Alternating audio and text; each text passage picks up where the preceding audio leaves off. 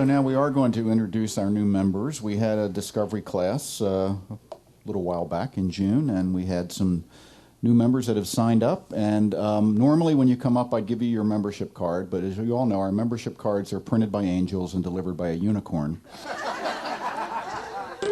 And the unicorn hasn't shown up yet today, but we expect they'll be available shortly after the service. Okay, so no cards. Okay. So we're going to celebrate these folks that have chosen. Let me just say what this is about, because you may not know. We consider everyone a member of the community. If you just show up occasionally, or you wander in the lobby during the week, or you come to our website, or whatever it is, our community goes beyond these walls and includes everyone. But then we have an organization that is responsible for creating everything that the community gets to experience, and that organization has voting members, and a voting membership is something that's a little more of a commitment.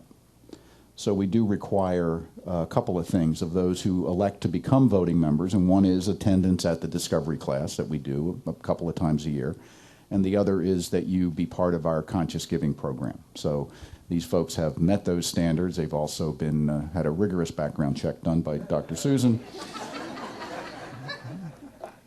And so we welcome them aboard today as voting members of the organization Center for Spiritual Living, Simi Valley. So, yes. So we have Colleen Duncan. Just come on up. Please come up. And Wally Duncan.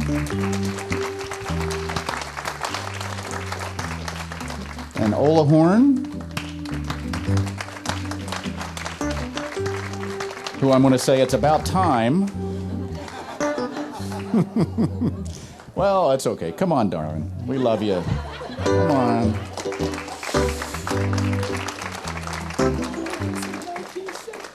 You've been here since 1979. It's about time. I mean, we can... Saul Latzer.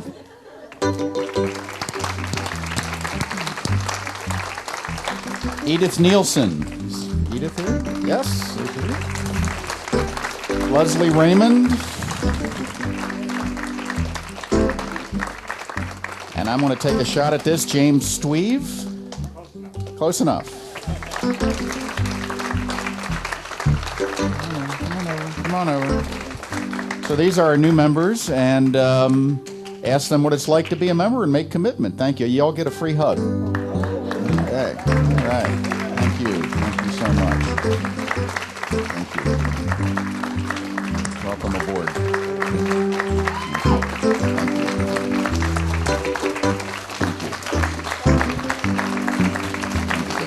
Welcome.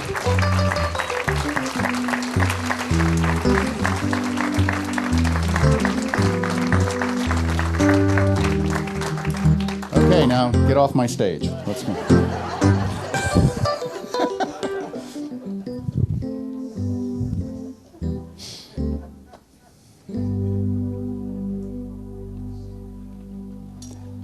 Okay, well, they say never talk about politics or religion. So today we'll talk about politics in a religious context. I often do a talk similar to this around this time of year, or around the election time, because you may not know, the 4th of July is coming up this week, and Independence Day. And often at this time of year, I do a talk about the Founding Fathers and you know, some of the different spiritual approaches that went into the founding of our nation. But I thought this would be a little more appropriate today. And I want to begin with just some quotes from people. These are kind of quotes throughout the years of people and how they feel about politics. Groucho Marx, a great metaphysician, said, "Politics is the art of looking for trouble, finding it everywhere, diagnosing it incorrectly, and applying the wrong remedies." Okay. W.C. Fields said, "Hell, I never vote for anybody. I always vote against." Okay. H.L. Mencken said, "Under democracy, one party always devotes its chief energies to trying to prove that the other party is unfit to rule, and both commonly succeed and are right." So as you might gather, politics is kind of an easy target. Okay, and it's kind of an interesting thing, because if you looked at it psychologically and you take it down to the individual level, It's kind of interesting when we become very critical and turn against the people that we put into office. When you just think about it from that perspective. And so when you do something like that, you ever do something in your life that you knew was against your interest, or it began to become against your interest, so you get very angry at it even though you're the one that created it? Anyone ever do that? Okay. Reverend Patrick, you've done that, right? I know you have, right? You ever get into a relationship that your little inner voice was saying no, no, no, and you went into it anyway, and then you found out why it was saying no? Right? That's an example. Well, why do we do that?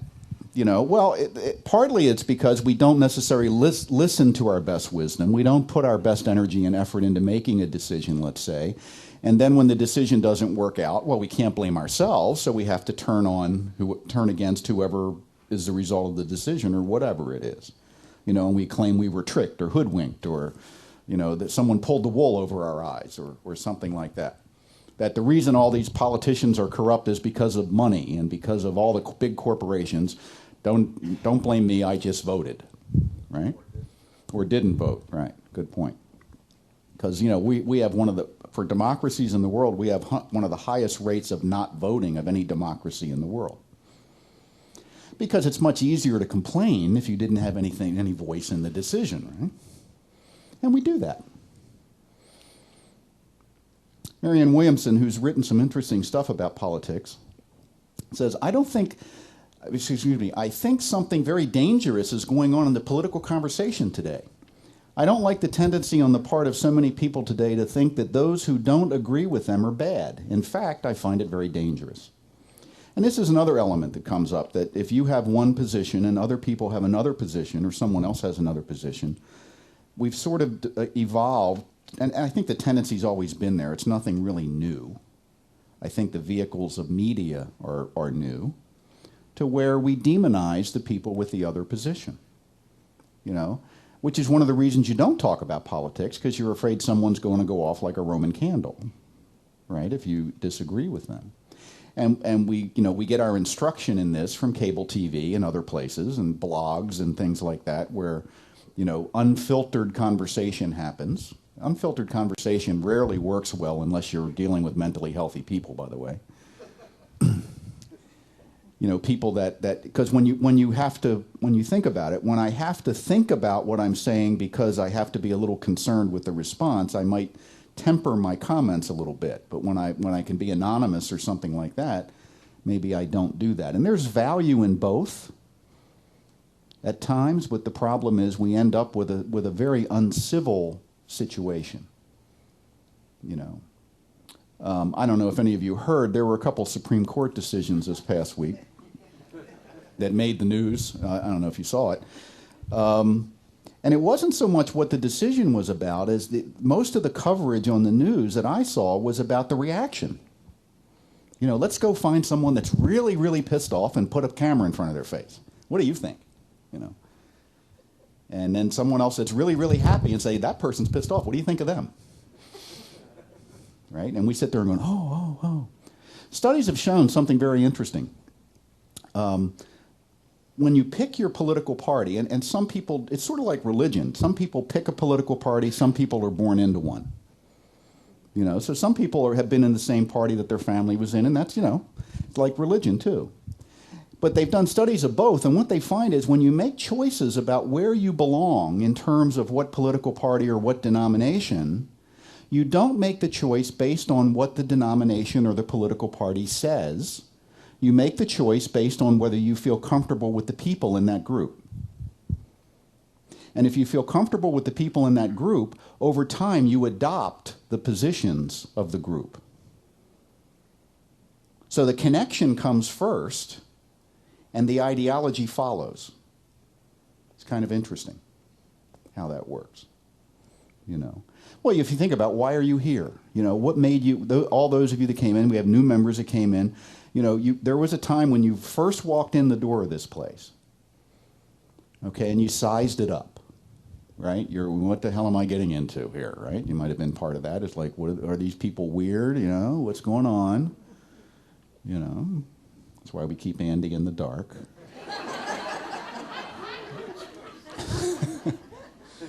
don't want to scare too many people, you know. But, you know, you kind of looked around and say, do I fit in here? And then after, probably before and after service were as important or more important in determining whether you felt like a fit with the people you met. And then if you feel like a fit, if you, oh, I like the people there. I met a couple people I like, or I kind of like the feel or the vibe of the place, and you come back. And then you begin to get into what the teaching's about. But if you don't like the people, you know, if there isn't that kind of connection, then you're not made available to the teaching for the most part, at least not here, you know. So we make our political choices very much the same way when we identify. You know, the fastest growing political party is undecided.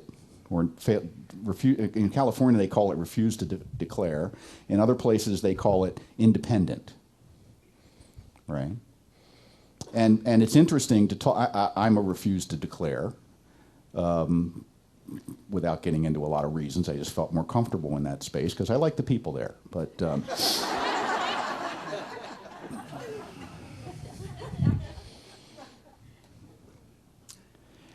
but it's interesting because psychologically I can use that to say I'm above the fray, you know.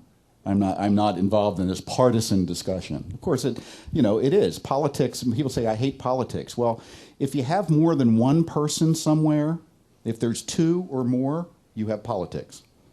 Because politics is simply how we resolve our issues of relationship. So you have politics in your family. You may not get a vote, but you have politics in your family, right? It may be a democracy or a monarchy or, you know, something like that. But there's politics, right? I mean, look at Thanksgiving dinner. You know, you have politics here. You know, we even have elections here from time to time. Although the negative ads are usually, you know, kept to a minimum. So there's politics everywhere. So the question isn't should there be politics, as there will be. The question is, how should the politics be? And I would say that politics always reflect the culture of whatever it is that's involved. You know, years ago, you know, it's been said people get the government they deserve. And what that generally means is that you get the government you deserve based on where you understand the power is, just like anything else in life. You get the relationships you deserve based on where you understand your power to be.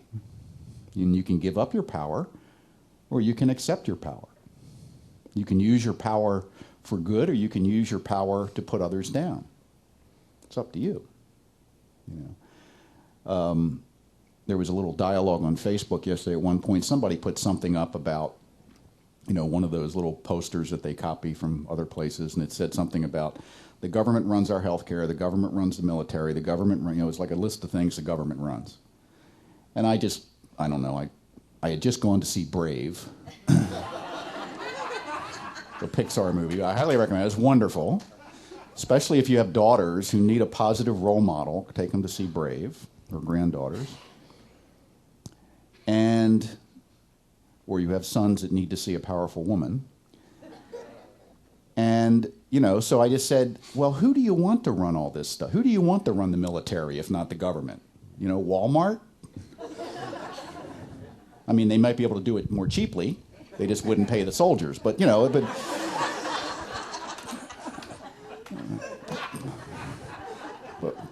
and they'd all have plastic guns. Hey, we could be onto something. But, you know, and then it was a little discussion, and it was really interesting. I said, you know, you're angry at politicians that you elect. Oh, no, your vote doesn't count. I said, I lived in Florida in 2000. Trust me, your vote counts. You know?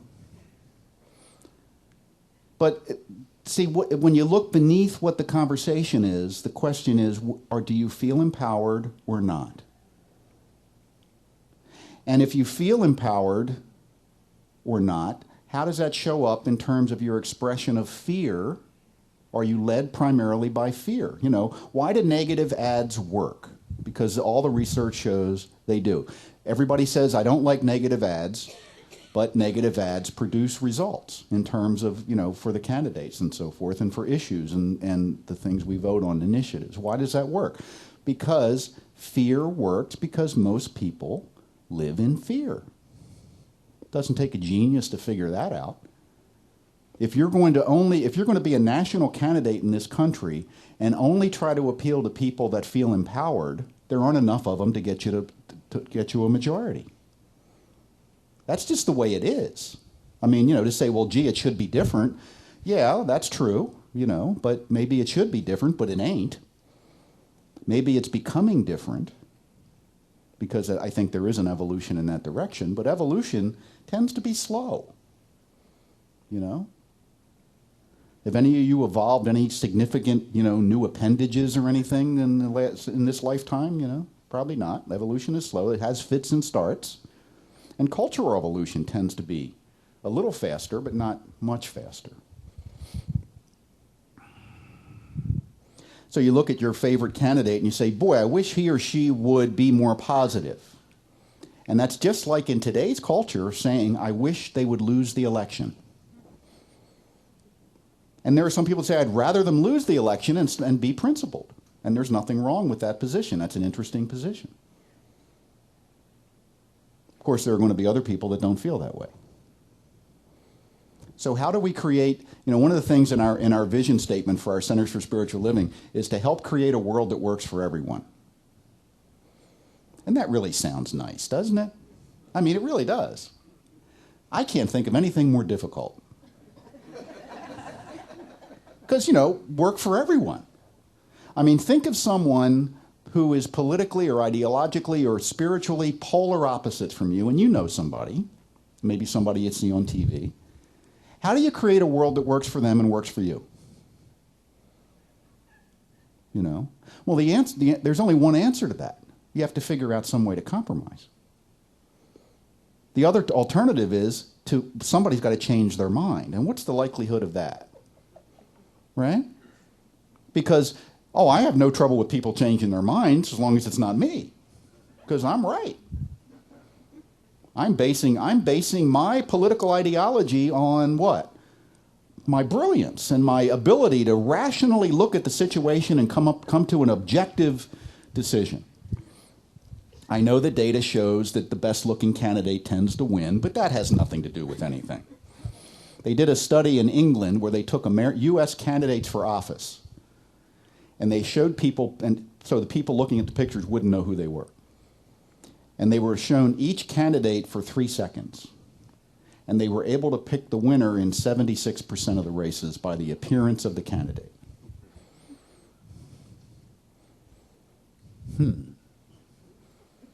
But I'm an objective decider. How could that possibly be? I couldn't have biases I don't know about, could I? I know my opponent does. Completely biased, completely victimized by his or her biases, whereas I see the truth. Now, of course, your opponent's saying the same thing about you. And ultimately, we have to realize that person is not your opponent. This oneness thing we talk about from time to time around here, it's either true or it isn't. If it's true, then there is no opponent. There's nothing, Dr. Gary Simmons, who's been here to speak, says, nothing and no one is against you. And you say, yes, that's true. And you walk outside and you say, look at that SOB cutting me off. Did you hear what that idiot on the radio said? If we don't stop them, they'll take over. What happened to nothing and no one is against me? Oh, that's for church.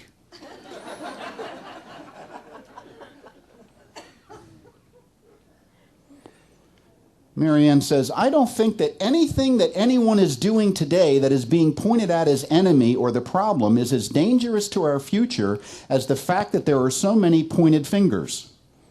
The pointed finger is the enemy. One of the things we basically understand from psychology and spirituality is that people tend to respond to you not so much from what you say, but from where you speak from. That when you speak from your heart, you tend to connect with other people at the heart level. Now, they may have the capacity not to let that show in that moment. We all learn very early not to show what we really feel in conversations, right? But that doesn't mean that you haven't evoked that part of them. And when you speak to them from your fear center, that's what you evoke from them. And the same vice versa. There's a thing called mirroring. We have mirroring neurons in our brain that cause us to take on the appearance and the attitude of whoever we're talking to. That if you're around a bunch of angry people, you tend to find yourself being angry, and you're not really sure why, because you may not even know what they're angry at. It's part of our biology. And if you're around someone who is very loving, you tend to soften and become more loving. Well, what if you decided to be the one who's activating the other people's mirror neurons rather than waiting for them to activate yours? What if you decided to be the one in the room who's going to carry love? Now, what is love? What do I mean by love? I don't mean romantic love. I need a battery? I think we should change it. Please stand by. We have a test pattern we can show. Turn Turn it on. Good work, Scott.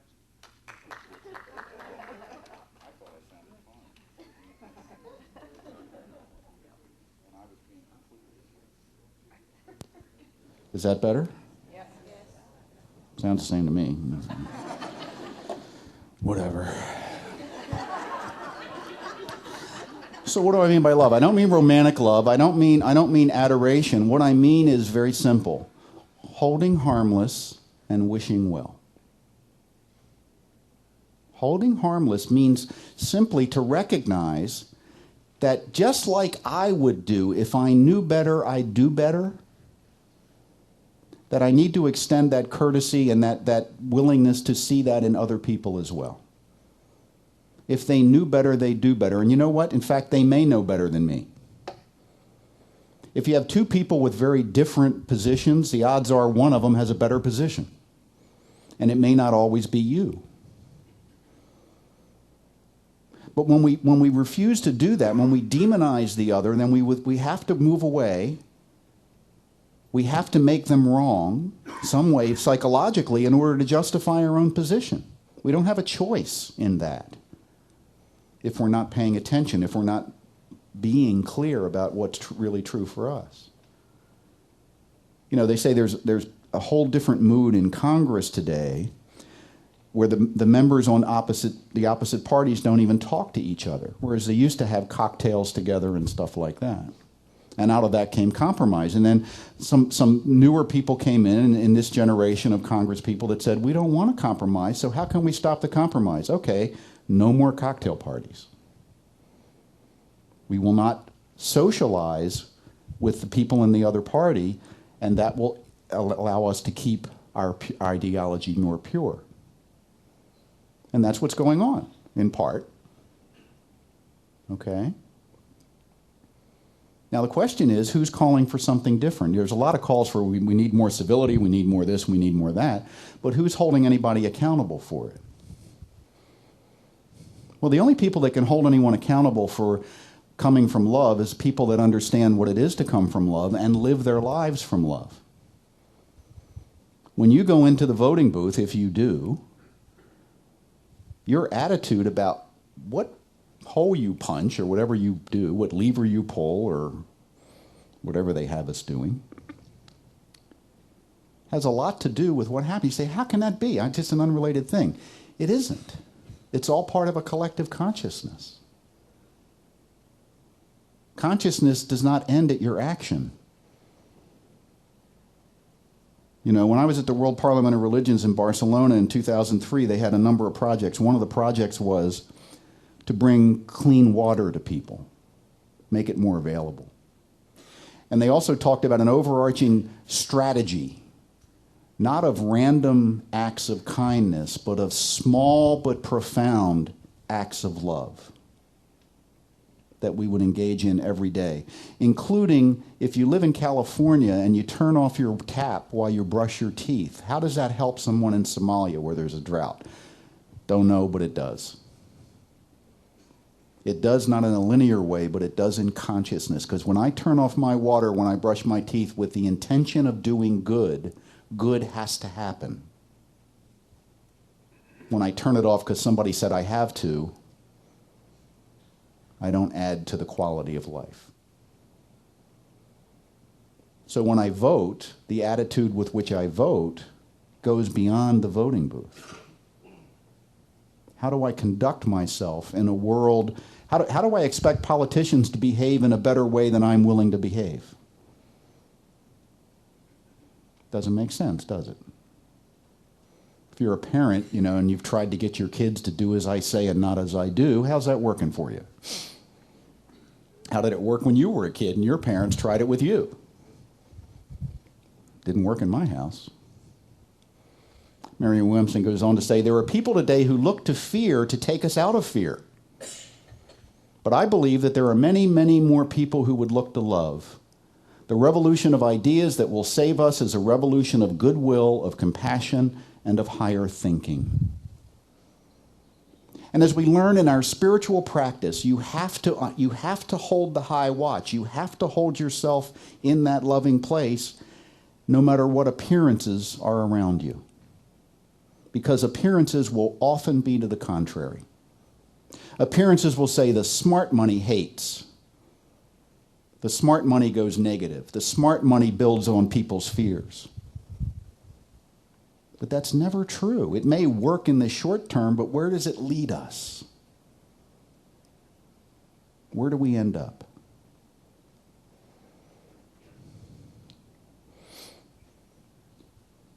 Dr. Holmes said, love is the only final security in the universe. Love is the greatest healing power in the universe and the only thing that binds people together in a community of spirit. The only way to a solution is through love, whether that's here or whether that's the world. The best that fear can do is hold things. It can never progress. So I would say what we should do is have different political parties. There should be the progressives and the regressives. Because that's essentially what you have, not necessarily the way the parties are aligned now, because a lot of what the Democrats do is regressive, and a lot of what the Republicans do is progressive. But if we looked at every situation and say, are our policies and our practices leading toward a progression here, or are they holding us back toward a regression?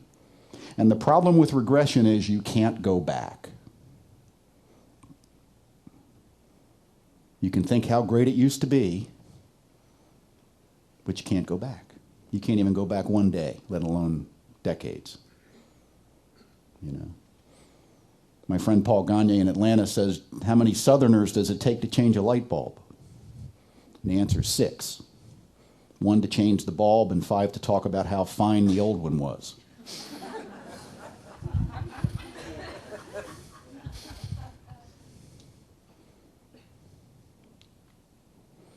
So here's some action steps that you can engage in if you wish. The first is to generate awareness. Become aware of the issues, and this is in yourself, by the way. Become aware of the issues in your community, in your city, state, nation, and the planet. Make yourself aware. Now, that may require wading into some stuff that's uncomfortable or that's difficult or that's contentious, but the purpose of this is simply awareness, not to take a position. The second is create a vision of your desire. What kind of country do you want to live in? What kind of state do you want to live in? What kind of city? What kind of planet do you want to live in? Is that the vision in your mind predominantly, or is the vision of what you're afraid it's becoming in your mind? Because you move toward and become like that which you think about. Visualize how it can be and see that as though it were true right now, right? That's what we teach. Communicate your vision. Talk to people, write email, Facebook, and call, but do it with love. Say, here's what I think. And if somebody attacks you, say, well, thanks for sharing. How's that working for you? Next is question authority. Not so much the people in authority, but the beliefs that are in authority. Conventional wisdom often isn't either conventional or wisdom. It's just something we've collectively accepted. Conventional wisdom used to be that women belonged in the house barefoot and pregnant. I know there's some holdouts in here. But don't tell any of the women that, because I don't think that's ever been their conventional wisdom, except the ones that when you thought you were supposed to believe that. If everybody believes it, it must be true. If everybody believes it, it's doubtful that it's true. Camus said the crowd is always wrong. Healthy skepticism is an essential attitude in a democracy. Cynicism is simply fear. There's a big difference. Skepticism is, really? Show me. Cynicism is, you're full of crap.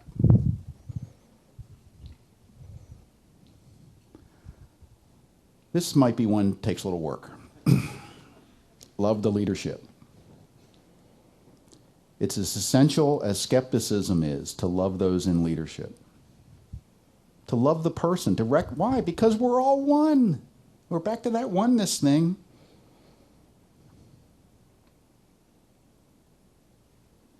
Doesn't matter if they're divisive, doesn't matter if they're angry, doesn't matter if they're scary. We don't have to approve of anything they do or think or say, but we have to love them. Because if you're not in love, you're in fear. Be proactive to the degree that you feels right for you. It doesn't mean you have to go out and take a sign and walk around the White House or around the State House or around the center here or whatever. Although we'll bring you water and stuff if you do. Use the law of mind, set your vision, and move toward it. Move toward your vision with action. Maybe it's a matter of saying, the tone of this conversation has gotten a little difficult for me. Can we just kind of recognize we're all friends here before we continue talking? And if we can't do that, can we change the subject? And if we can't change the subject, will you excuse me? I've got something better to do.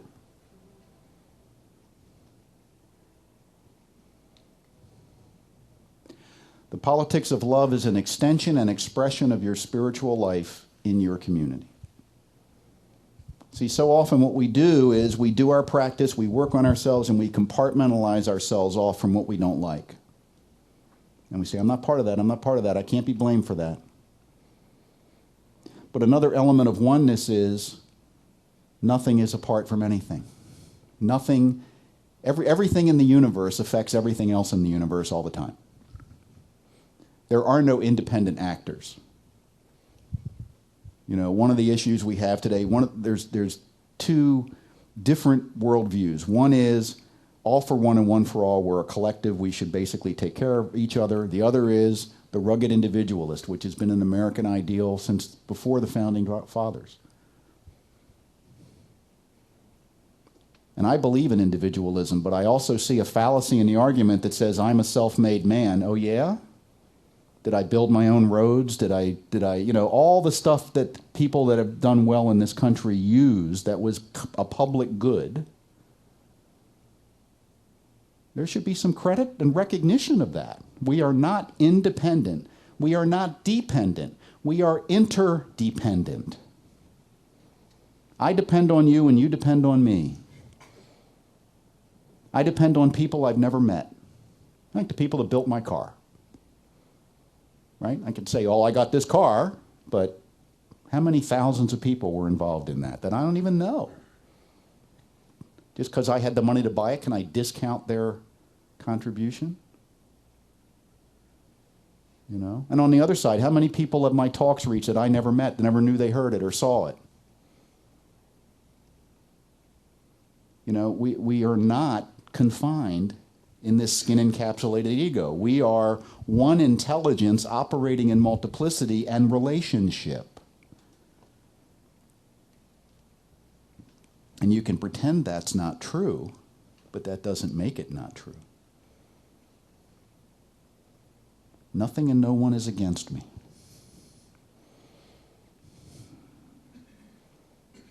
No matter what you think of John Roberts today. Just think of all the people that we have declared to be polarizing. They're only polarizing because people are afraid. If you're not afraid, you don't polarize people. So let's not be afraid.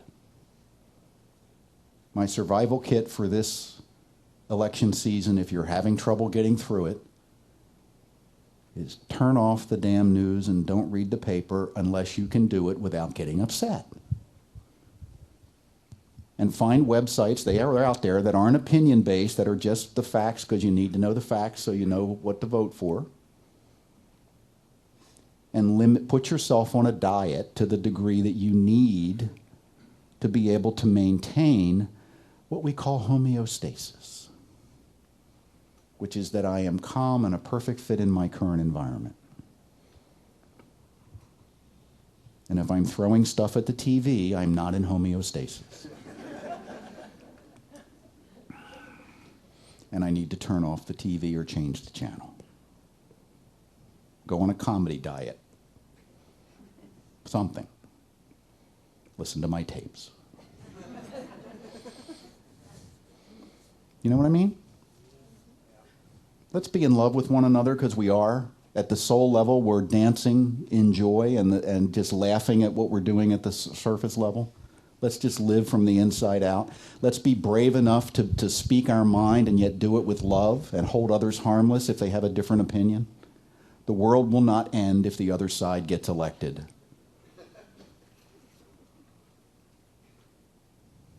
We've been through, there's nothing on our agenda that's worse than stuff that's come before.